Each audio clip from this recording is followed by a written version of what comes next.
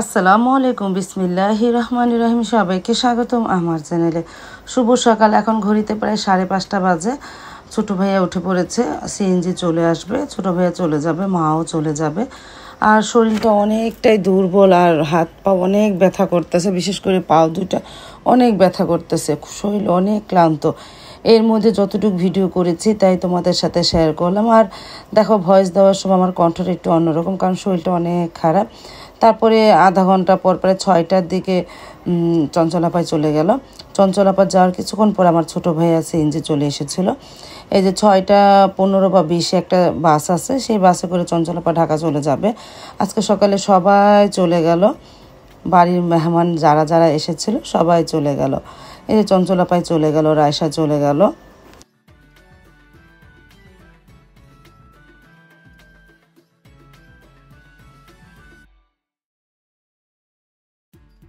আর এদিকে মা সবাই রেডি হয়ে গেছে, যে আমার ভাইয়ের বউ উঠে গেছে, সিএনজিও চলে আসছে, মা বসে আছে বাইরে। তারপরে এই যে সিএনজিওয়ালা ইব্রাহিম ভাই চলে আসলো।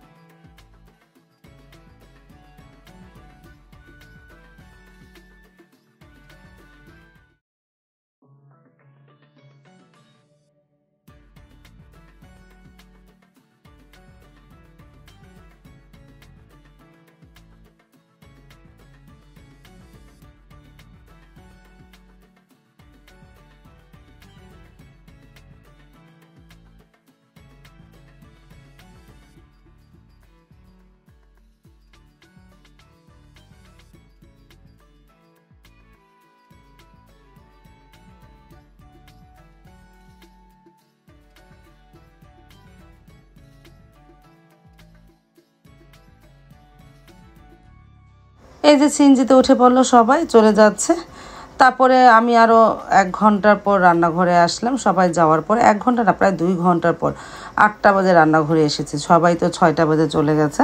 8টা বাজে রান্নাঘরে এসে সব কিছু, এই যে গতকালকের মোরগ পোলাও ছিল, মানে বিরিয়ানি ছিল, আর গরুর গোস্ত ছিল, আর মাকে ডিম পোচ আর রুটি দিলাম। গরুর গোস্ত গরম করেছিলাম, মা খাবে না, বলতেছে আমি ডিম দিয়ে খাবো।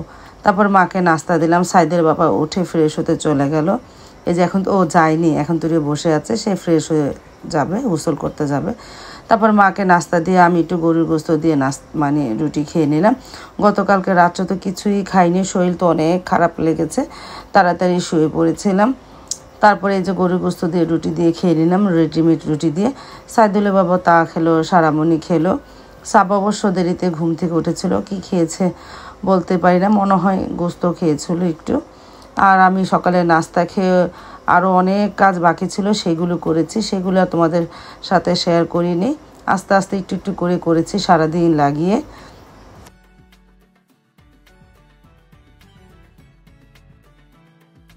এখন ঘড়িতে প্রায় 1টা বেজে গেছে। সাবাও কোচিং থেকে চলে আসলো, সাথে করে কাপ কেক এনেছিল, তাই একটু খেলাম। আর আমি রান্নাঘরে চলে যাব, ভাত বসাই আর একটু শুটকি ভুনা করি। গরুর গোস্ত ভুনা আছে, গতকালকের মাছও আছে, এই জন্য সাইদুল বাবা বলতেছে একটু শুটকি ভুনা করো, তাই দিয়ে ভাত খাবো না। তারপরে এই যে শুটকি ভুনা করতেছি, ধুন্দুল আলু দিয়ে টাকি মাছের শুটকি ভুনা করা হচ্ছে। আর ভাত বসিয়ে দিয়েছিলাম তাই। আর গতকালকে কিছু ভাত ছিল, ফ্রিজে রেখে দিয়েছিলাম, ঘামা ঘামা হয়ে গেছিলো, তার মধ্যে পানি ঢেলে দিয়েছি। আমি মনে করলাম যে গরম পড়েছে একটু পান্তা ভাত খাবো না, ফ্রিজে ভর্তা আছে। তারপরে এদিকে এই যে গরুর গোস্তটা আবারও গরম করে নিতেছি। সাইদুলের বাবা তো চলে এসেছে, নামাজ পড়তে চলে গেছে, সে আসলে তো আবার দুপুরে খাবার খেতে বসে পড়বে না। আর এই যে গতকালকে শিলং মাছ আছে, গরম করেছি। আর এই যে পানি ভাত করে রেখেছি, আমি গাছের মরিচ দিয়ে একটু পানি ভাত খাবো না, যে গরম কি বলবো আর তোমাদের। তারপরে এই যে খেতেও বসে পড়লো মা, সাইদুলের বাবা আর আমি। গাছের মরিচ ছিঁড়ে এনেছি, পেঁয়াজ এনেছি, তাই দিয়ে একটু পান্তা ভাত ডলে ডলে খাবো না, কিছুই ভালো লাগে না খেতে, মাংস তো নাই। তারপরে এই পান্তা ভাতেই খেলাম।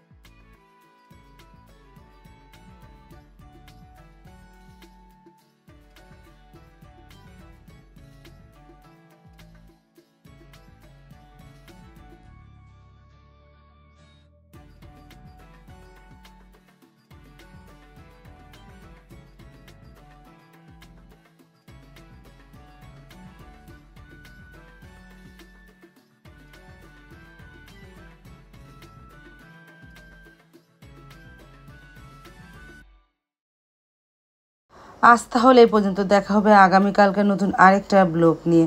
আল্লাহ হাফেজ, আসসালামু আলাইকুম।